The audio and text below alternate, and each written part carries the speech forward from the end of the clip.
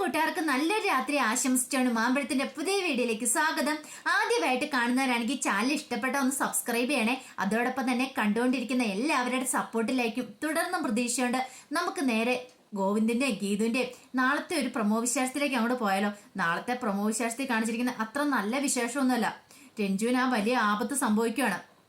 ആ ആപത്തിന് കാരണക്കാരായി തീരുന്നവര് രാധികാമ്മയെ വരുന്നതാണ്. അതിന്റെ വിശേഷങ്ങളും അതോടൊപ്പം തന്നെ അവർണയ്ക്ക് വന്നിട്ട് ഗോവിന്ദനോട് ഗീതവും കിഷോറും തമ്മിലുള്ള ബന്ധത്തെക്കുറിച്ചൊക്കെ പറയാണ്. ആ വിശേഷങ്ങളൊക്കെയാണ് നമ്മൾ നാളെ കാണാൻ പോകുന്നത്. രഞ്ജുവിന് എന്തെങ്കിലും സംഭവിച്ചിട്ടുണ്ടെങ്കിൽ ഒരു കാരണവശാലും ഗോവിന്ദ് വെറുതെ ഇരിക്കില്ല. അതിപ്പോ രാധികാമ്മയാണെങ്കിലും വരുണാണെങ്കിലും അവരെയൊക്കെ പൊളിച്ചെടുക്കും, വെറുതെ വിടാൻ പോകുന്നില്ല. അപ്പൊ ആ വിശേഷങ്ങളൊക്കെയാണ് നമ്മളെ കാണാൻ പോകുന്നത്. ഇന്നേരം നമ്മൾ അവസാനം കണ്ടു അവർണയെ കണ്ടിട്ട് ഇല്ലാത്ത കാര്യങ്ങളൊക്കെ പറഞ്ഞ് അവർണികയുടെ മനസ്സിൽ വിഷം കുത്തി നിറച്ചു വെക്കുക രാധികാമ്മ ചെന്നിട്ട്.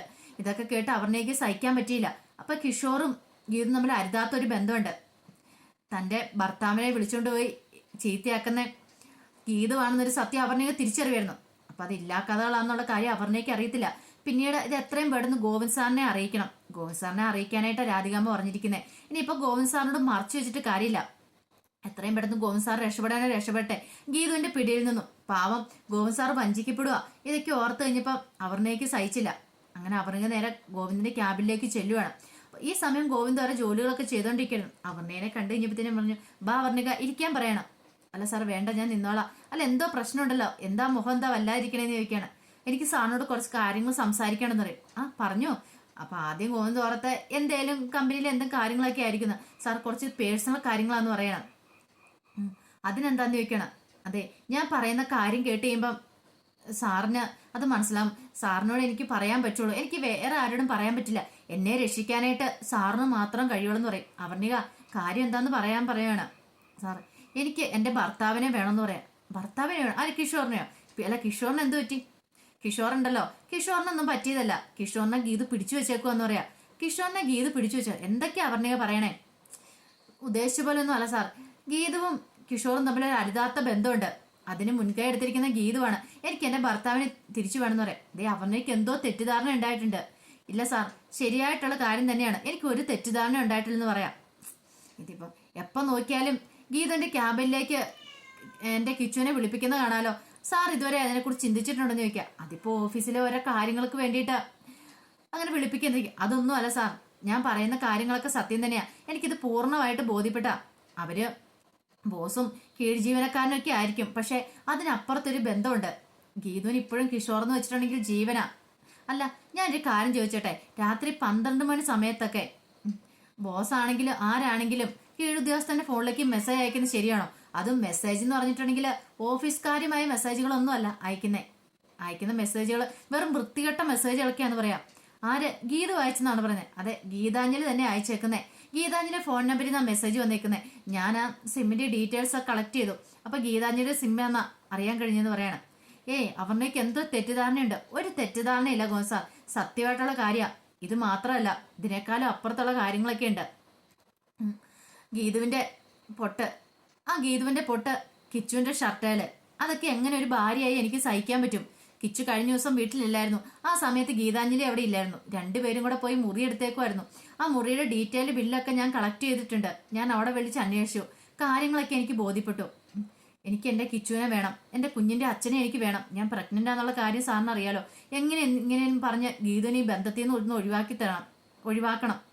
എനിക്ക് എൻ്റെ ഭർത്താവിനെ വേണമെന്ന് പറയാം. ഇത് കേട്ടതും ഗോവിന്ദൻ ഞെട്ടലുണ്ടായി. ഗോവിന്ദ് പറഞ്ഞു, ഇങ്ങനെയൊന്നുമില്ല, എനിക്കത് വിശ്വസിക്കാൻ പറ്റുന്നില്ലെന്ന് പറയാം. ഒരു കാര്യം ചെയ്യുക, ഗോവിന്ദ് സാർ ഒന്ന് വാച്ച് ചെയ്ത് നോക്ക്. ഇല്ലെങ്കിൽ ഞാൻ പറഞ്ഞ സത്യമാണെന്ന് അന്വേഷിച്ച് നോക്ക്. അപ്പൊ ഗോവിന്ദ് സാറിന് അറിയാൻ കഴിഞ്ഞേക്കും. ഒരു കാര്യം ഞാൻ പറഞ്ഞേക്കാം, എന്റെ ഭർത്താവിനെ ഞാൻ ആർക്കും വിട്ടുകൊടുക്കില്ല എന്ന് പറഞ്ഞിട്ട് അവർണീകം കൂടെ ഇറങ്ങിപ്പോവാണ്. അവർണീകം പൊട്ടി കരയായിരുന്നു. എന്ത് ചെയ്യണമെന്ന് ഗോവിന്ദൻ അറിയത്തില്ല ഒരു നിമിഷത്തേക്ക്. ഗീതുവിനെ കുറിച്ചായി പറഞ്ഞേക്കുന്നത്. ഗീതുവും കിഷോറും തമ്മിൽ മുൻപ് ബന്ധങ്ങളുണ്ടായിരുന്നു, പക്ഷെ ഇപ്പോഴവനങ്ങൾ തുടർന്നിട്ടുണ്ടോ? ഒരു കാരണവശാലും ഗീതു അങ്ങനെ പോകത്തില്ല. അങ്ങനെ വിശ്വസിക്കാനായിട്ടാണ് ഗോവിന്ദന് ഇഷ്ടം. പക്ഷെ എന്തോ ഇങ്ങനെയൊക്കെ അവർണയെ പറഞ്ഞു കഴിയുമ്പോഴത്തേനും തെളിവ് സഹിതം പറഞ്ഞു കഴിയുമ്പം അതും വിശ്വസിക്കാതിരിക്കാൻ പറ്റുന്നില്ല. എവിടെയോ എന്തോ ഒരു ചതി പറ്റിയിട്ടുണ്ടോ? ഇനിയിപ്പോ രാധികാമ്മ പറഞ്ഞ പോലെ അവിടെ തമ്മിൽ എന്തെങ്കിലും ബന്ധമുണ്ടോ? ഒരു നിമിഷം ഗോവിന്ദന് സമനില തെറ്റുന്ന പോലെ തോന്നി. എന്ത് ചെയ്യണമെന്ന് അറിയത്തില്ലാത്തൊരവസ്ഥയായിപ്പോയി. ഈ സമയം രഞ്ജുവിനെ കുറിച്ചുള്ള കാര്യങ്ങളൊക്കെ പാടെ മറന്നുപോയിരുന്നു. രഞ്ജു ആണെങ്കിലോ എന്നാൽ രാവിലെ ഓഫീസിലേക്ക് പോവാന്നൊക്കെ ഓർത്തുണ്ട് റെഡി ആയിട്ട് ഇറങ്ങരുത്. മെഡിസിൻ തീർന്നു, മെഡിസിൻ വാങ്ങണം. അപ്പൊ ഗോവിന്ദേട്ടൻ വണ്ടി അയക്കാന്ന് പറഞ്ഞ് വേണ്ട തന്നെ എന്നാളെന്നൊക്കെ പറഞ്ഞിട്ട് അങ്ങോട്ട് ഇറങ്ങി ചെല്ലുമ്പോഴാണ് അങ്ങോട്ട് രാധികാമ്മയെ വരണം കൂടെ വരുന്നേ. നീ എങ്ങോട്ടാ രാവിലെ ഒരുങ്ങി കെട്ടിന്ന് ചോദിക്കണം. പ്രത്യേകിച്ച് പറയാനുണ്ടോ, ഞാൻ AGM-ലേക്ക് കമ്പനിയിലേക്കാണ്. ഓ അവിടെ എന്തായിരിക്കും ഉദ്യോഗം? ഓ പുതിയതായിട്ട് ജോയിൻ ചെയ്യാൻ പോയതായിരിക്കും അല്ലേ? അല്ല നിനക്ക് അവിടെ പോയി ജോയിൻ ചെയ്യാനായിട്ട് എന്നെ അർഹതയുള്ളേ? നീ ഗോവിന്ദന്റെ ആരാന്ന് ചോദിക്കണം. അതിപ്പോ നിങ്ങൾ എന്തിനാ അറിയുന്നേ? ഓ ഫ്രണ്ടാന്ന് പറഞ്ഞല്ലേ നീ ഇവിടെ കയറിയേക്കുന്നേ. ഫ്രണ്ട് ആണെങ്കിൽ ഫ്രണ്ടിന്റെ സ്ഥാനത്ത് നിന്നാൽ മതി. പക്ഷെ നീ അതിനേക്കാളും വലിയ സ്വാതന്ത്ര്യം ഇവിടെ എടുക്കുന്നുണ്ട്. അതിന്റെ ആവശ്യമില്ലെന്ന് പറയാം. ഇത് കേട്ടോ രഞ്ജുവിന് അങ്ങോട്ട് ദേഷ്യം വന്നു. അതൊക്കെ ചോദിക്കാൻ നിങ്ങൾക്ക് എന്താ അവകാശമുള്ളേ? അത് ചോദിക്കേണ്ടവർ ചോദിക്കുമ്പോൾ ഞാൻ പറഞ്ഞോളാം. എനിക്ക് നിങ്ങളോട് ഉത്തരം പറയേണ്ട ആവശ്യമില്ല. ഗോവിന്ദേട്ടൻ ചോദിക്കട്ടെ. ഗോവിന്ദേട്ടൻ ചോദിച്ചു കഴിയുമ്പോൾ ഞാൻ അതിന് മറുപടി പറഞ്ഞോളാം എന്ന് പറയാം. അല്ല നീ വന്ന കാലം തൊട്ട് പറഞ്ഞോണ്ട് വെക്കുന്നുള്ള ഈ ഗോവിന്ദേട്ടൻ ഫ്രണ്ടാന്ന് പറഞ്ഞിട്ട് നീ അതിനേക്കാളും വലിയ സ്വാതന്ത്ര്യമാണല്ലോ എടുക്കുന്നേ. ഇവിടുത്തെ ഗോവിന്ദന്റെ ഭാര്യയുടെ സ്ഥാനം അതിനേക്കാളും വലിയ സ്ഥാനമാണല്ലോ എടുക്കുന്നത്. ഗീത പോലും ഇത്ര സ്ഥാനം എടുക്കാറില്ല. അതിനേക്കാളും വലിയ ആൾ കളിക്കാൻ നിനക്ക് ഇവിടെ എന്നാ അവനായിട്ടുള്ള ബന്ധം എന്ന് രാധികാമ്മ ചോദിക്കുകയാണ്. ഇത് കേട്ടതും രഞ്ജുവിന് ദേഷ്യം വന്നു. രഞ്ജു വഴിയിൽ നിന്ന് മാറാം, എനിക്ക് പോകണമെന്ന് അങ്ങോട്ട് പറയണം. ഇത് കേട്ട വരുന്ന് പറഞ്ഞ് ഇപ്പോൾ ഒരിടത്തേക്കും പോകുന്നില്ലെന്ന് പറയാം. അതെ എനിക്ക് ഓഫീസിൽ എത്തണം, ഇപ്പൊ തന്നെ സമയം ലേറ്റ് ആയിട്ടുണ്ട്, കൃത്യസമയത്ത് പോയി ജോയിൻ ചെയ്യണം എന്ന് പറയണം. ഇപ്പോൾ ഒരിടത്തേക്ക് നീ ജോയിൻ ചെയ്യാൻ പോകുന്നില്ലെന്ന് പറഞ്ഞോണ്ട് വരുൺ കയ്യിലേക്ക് പിടിക്കണം. വിടാനും പറഞ്ഞോട്ട് രഞ്ജു കിടന്ന് കുതിർന്നുണ്ട്. പക്ഷെ ഒന്നും കേട്ടില്ല. നേരെ രഞ്ജുവിനെ വലിച്ചഴിച്ചുകൊണ്ട് മുറിയിലേക്ക് ഇടുവാണ്. രഞ്ജു പോയി ആ ബെഡിലേക്ക് അങ്ങോട്ട് വീണു. പുറത്തുനിന്ന് കതക് പൊട്ടി വരുൺ കീയുമായിട്ട് അങ്ങോട്ട് പോവാണ്. രാധികാമ്മ പറഞ്ഞു ഇത് മതി, ഇത്രയും മതി, ഇനി അവളോടെ കിടക്കട്ടെ. അവൾക്ക് ഇച്ചിരി ഭയമുള്ള കൂടുതലല്ലേ, ഇപ്പോഴെങ്ങും അവൾ പുറത്തിറങ്ങരുത്, അവിടെ കിടക്കട്ടെ, അതാ നല്ലതെന്ന് പറഞ്ഞിട്ട് രണ്ടുപേരും കൂടെ ഇങ്ങോട്ട് പോവാണ്. ഈ സമയത്താണെങ്കിൽ രഞ്ജു മെഡിസിനും കഴിച്ചിട്ടില്ല. രഞ്ജുവിന് അസുഖമുള്ളതാ, മൂക്കോടെ ബ്ലഡൊക്കെ വരുന്ന. അപ്പൊ രാധികാമ്മ പറഞ്ഞില്ല ഇരുട്ടിനെ പേടിയുണ്ടെന്നൊക്കെ പറഞ്ഞായിരുന്നു. ഇരുട്ടിനെ പേടിയുള്ള ഒരു അസുഖമുണ്ട് രഞ്ജുവിന്. പക്ഷെ അതല്ല സത്യാവസ്ഥ. രഞ്ജുവിന് വേറെ എന്തോ ഒരു മാരകമായ അസുഖമുണ്ട്. അപ്പൊ അത് ഗോവിന്ദനും വിജയലക്ഷ്മിക്കും ഒക്കെ നന്നായിട്ട് അറിയാവുന്ന കാര്യമാണ്. അതിന് മെഡിസിനും എടുത്തോണ്ടിരിക്കുന്ന. പക്ഷെ അന്ന് മെഡിസിൻ കഴിച്ചില്ല. കുറെ സമയം എന്ത് ചെയ്യണം എന്നറിയത്തില്ല, അത് അങ്ങോട്ടും ഇങ്ങോട്ടും നടക്കുക. കാരണം കയ്യിലാണെങ്കിൽ ഫോണുമില്ല. ഒന്ന് വിളിച്ചു പറയാൻ ഓർത്ത് കഴിഞ്ഞപ്പോഴത്തേനും പുറത്തേക്ക് ഇറങ്ങിയ സമയത്താണ് അവരൊന്ന് വേറൊരു മുറിയിലേക്ക് കൊണ്ട് ഇട്ടത്. അപ്പൊ ഇനി എന്ത് ചെയ്യും, എങ്ങനെ ഇവിടുന്ന് പുറത്ത് കിടക്കും, തന്നെ ആരും ഒന്ന് പുറത്ത് കിടക്കും എന്നൊക്കെ ഓർത്തോണ്ട് ആകെപ്പാടെ ടെൻഷൻ അടിച്ചിരിക്കുമായിരുന്നു. കുറെ സമയം കഴിഞ്ഞപ്പോഴത്തേനും ആകെപ്പാടെ തല ഇറങ്ങുന്ന പോലെയൊക്കെ തോന്നി രഞ്ജുവിന്. എന്ത് ചെയ്യണം എന്നറിയത്തില്ലാത്ത അവസ്ഥയായിപ്പോയി. പിന്നീട് മൂക്കിൽ കൂടെ അങ്ങോട്ട് ബ്ലഡ് വരാൻ തുടങ്ങി. രഞ്ജുവിന് പതുക്കെ ഒരു തല ഇറങ്ങുന്ന പോലെ തോന്നി. രഞ്ജു ആ സമയത്ത് അങ്ങോട്ട് വീഴുവാണ്. വീഴുമ്പോഴത്തേനും മൂക്കൂടെ എല്ലാം ബ്ലഡ് വരുന്നുണ്ട്. ഈ സമയം ഇതൊന്നും അറിയത്തില്ലാതെ ഗോവിന്ദ ടെൻഷനിരിക്കുമായിരുന്നു.